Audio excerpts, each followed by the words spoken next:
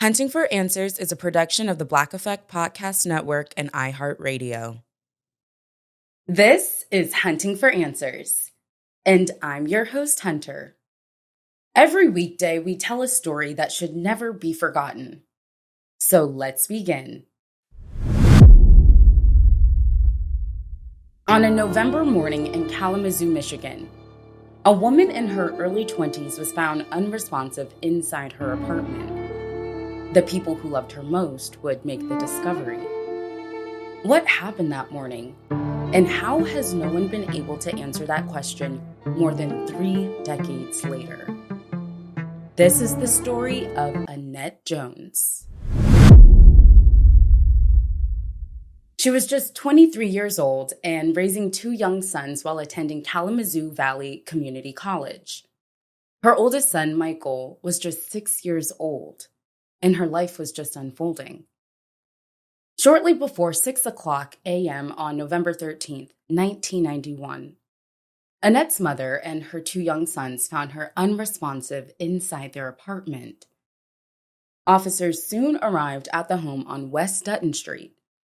She was then taken to the hospital, where she died. In the hours that followed, investigators continued their work inside the apartment. It wouldn't take long before more details began to emerge.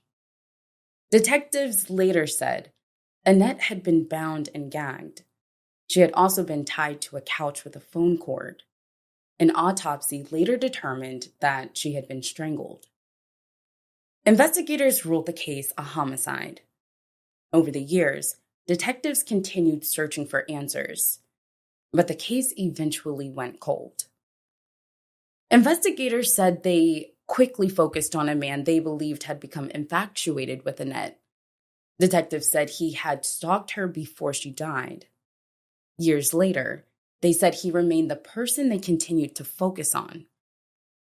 2 years after Annette's murder, detectives said an anonymous letter was found tacked to that man's door.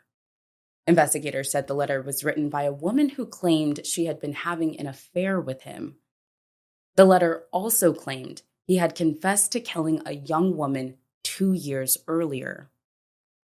As the years passed, detectives continued working the case. They later said they believed they were close to solving it, but more than 3 decades after Annette's death, no one has been held accountable. Even now, investigators continue to ask for the public's help as they work to solve the case. Annette's mother, Freda Scott, spent years hoping to see her daughter's case solved. She never saw that day come.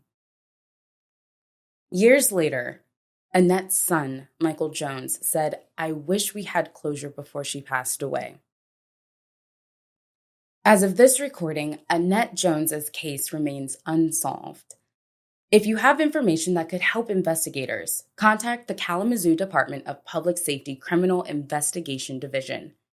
Contact information is listed in the show notes. Let's keep sharing Annette's story. For more episodes and case updates, follow Hunting for Answers.